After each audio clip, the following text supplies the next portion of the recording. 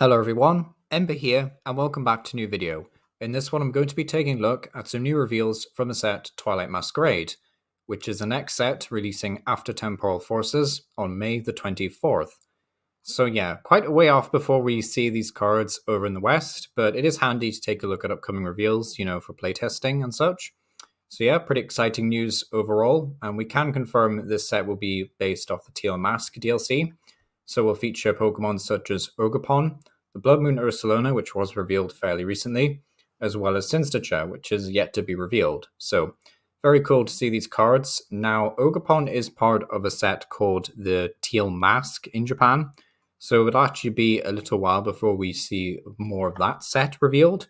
We will see Crimson Haze fully revealed tomorrow, so there should be a lot of new reveal videos, I guess, to showcase. But yeah, pretty cool that we're seeing so much of this set early, I guess, and gives us a better idea of what the format's going to look like, basically, after rotation. So yeah, pretty cool. So we can scroll through all the products down to Ogerpons. So how Pokemon have decided to implement Ogerpon in the TCG is to basically give each mask form its own basic EX card, which is honestly not what I thought they would do. I thought they would go for like a tool card with each mask on, and then you just attached it and give them like a different type and effect. But either way, this is still cool. And they have actually left room for pretty cool creativity because they did print this item card called Ogre's Mask, which is basically just Thornton, but exclusively for Ogerpon, and is also an item card, so that's a plus. And this will allow you to essentially switch a Pokemon EX with Ogerpon in its name from your discard pile with an Ogerpon in play. And basically all the effects, energy, damage counters, special conditions, all that kind of stuff moves over to the Pokemon that was in the discard pile, which is cool because it effectively means you could build a box deck playing multiple of these if you really wanted to. Now, is that going to work? Well, we can start by looking at the grass one, which has 210 HP, and the very powerful ability Teal Dance says once in your turn you can attach a grass energy to it, and if you do, draw a card. Very strong ability to have on a basic Pokemon. It's kind of like Goldengo, I guess, but honestly just a very strong ability to have in a grass deck and just an Ogerpon deck in general. So the way I see it, there'll probably be three different uses for this Ogerpon. The first use is in like a grass deck that exists, such as Torterra. I think this will be decent energy acceleration to itself, as well as, so it's an alternate attacker, as well as a bit of draw power in that deck, which is quite nice. So either as a partner to another Pokemon, or in a Ogerpon style deck where you play basically maybe all four Ogerpons roughly. So that's the second use. And then the third use I was thinking of is you just play it on its own as like a quad deck basically, which I'm not sure if it's going to be good enough for a quad deck, and you might have to incorporate at least one other Ogerpon or attacker. But still, I think there's definitely some sizable potential here, because for 3 Grass Energy, Myriad Leaf Shower does 30 damage and 30 more for each energy card attached to both active Pokemon. Yep, we've seen these attacks before. It is basically the exact same attack on Spathra EX, which is kind of cool. So this effect will KO a Charizard if they have 2 Fire Energy attached to them. Unfortunately, Charizard can kind of respond and KO your Ogerpon with the uses of stuff like Entei V and Gouging Fire, which is a bit unfortunate. However, you can retaliate to that point and potentially KO them with either this Ogerpon EX with some damage modifiers, or you could, wall them out with Cornerstone Stance, which might be your best bet actually, is just to wall out Charizards. But yeah, it should be an interesting time against Charizard, I guess. It's a bit of a weird one because you're very fragile. So fragile, in fact, that as soon as you KO one Charizard, the next one will be able to want to KO you back. So it kind of defeats the purpose of Ogerpon potentially being like a direct counter to Charizard, but still interesting because Cornerstone Stance will wall out Charizards. So yeah, very interesting in that regard. But yeah, I would say the grass one definitely has the most potential and definitely has like the most uses out of all of these four. The fire one, I would say, is still pretty decent, however. Wrathful Herf, does 20 damage for each damage counter on this Pokemon, and very crucially requires Fire 2 colors. And why this is relevant is because some of these attacks, aka everything apart from Dynamic Blaze, is kind of designed for you to attach a Luminous Energy or something similar. Like a Luminous Energy, I think, would be a good example. And then you use 2 Teal Dance abilities across 2 turns to accelerate 2 Grass Energy.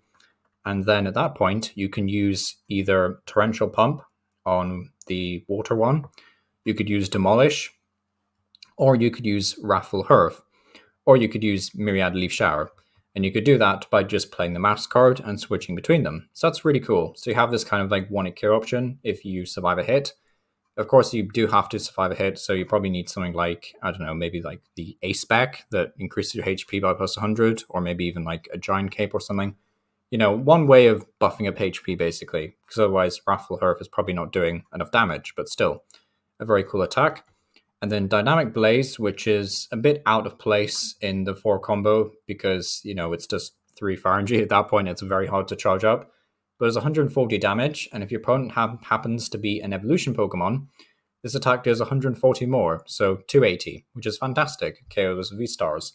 However, you do have to discard all energy from Ogerpon. So I think this would be best with something like the Pokemon Go Charizard, funnily enough, the one that allows 1 energy to count as 2, because then at that point it's only just 2 attachments, which is quite easy with Mela and Magma Basin. 3 attachments, though, is a bit annoying, and I don't really see this card seeing much play outside of that.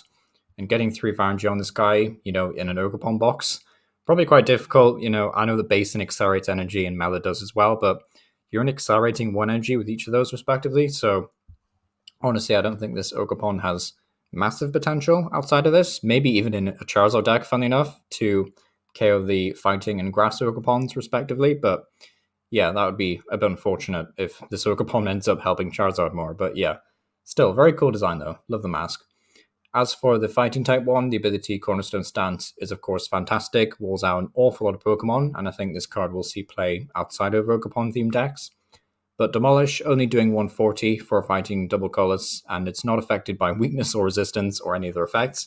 That's kind of cool because it means you can go through Mimikyu, but at the same time, you would much rather this hit weakness on stuff like Arceus. So yeah, I don't know how to feel about that, but the ability is at least very cool. And then the water one, which has Sob, says your opponent's active can't retreat, does 20 damage, that's alright actually. But then Torrential Pump does 100, and you can shuffle all 3 energy back into the deck. And if you do, this attack does 120 damage to one of your opponent's bench Pokemon. I'm personally quite interested in trying this out in like a Chien-Pao Baxcalibur deck post-rotation. I think that would be quite interesting. Just having that nice sniping option to finish something off while also sniping a bench Pokemon if your opponent didn't get a Manaphy down. So yeah, seems pretty good to me. But I think out of these 4, the grass one is definitely the strongest. You know, with Gardenia's Vigor or just Luminous Energy, you know, this could be pretty strong. So I like to imagine this could be a fun deck to try out and definitely be, you know, building some proxies for these later on. So yeah, pretty cool. We also have a single prize Ogerpon to look at very quickly. Mountain Stroll isn't a great attack, but Ogre Comeback does 20 damage and 20 more for each of your opponent's bench Pokemon. Just a nice little Charizard counter. You could play this in Lost Zone, but you could also just play this with like other luminous style attackers like the Famigo that has the exact same attack, but it hits fighting type weakness, which could be quite cool.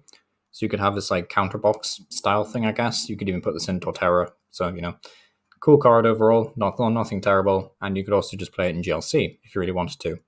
But yeah, the item's obviously fantastic, but definitely meant for a toolbox style deck. So yeah, should be pretty cool. The English set will also feature the debut of Okidoki, Munkidori, and Pheasantipity. The Japanese set Night Wanderer will feature them as Pokemon EX. It releases in June. So it's a bit of a weird wording, but I think Night Wanderer won't feature in this set because, yeah, that one releases in June. So Japan will get Night Wanderer with these guys as EX Pokemon, but we'll get them as single prize Pokemon in Twilight Masquerade. I think that's what this means, essentially. But yeah. So we get 6 new A specs, which is also something important to bear in mind because it means we've already seen 2 of them. There was that Ancient Pump one, which is basically just Focus Sash, and then the other one was, what's it called? Unfair Stamp, yeah. So there's still 4 more to be revealed, so probably end up seeing one in Crimson Haze tomorrow, I'd imagine, maybe, question mark. And then, yeah, the others will have to wait a bit longer, but yeah, should be interesting. And then here's just some more set descriptions. We've got Greninja and Dracopult as Terra EX Pokemon, which is quite cool. Looking forward to seeing them. Greninja especially because Greninja often gets cool cards. And notably, it does say that it doesn't appear to have the 48 unique cards from Japan's Battle Academy, which were just terrible cards that didn't even get their own video because they were so bad. So yeah, quite happy about that. But aside from that, very cool set news. And yeah, Pokemons look fun. So yeah, thank you for watching.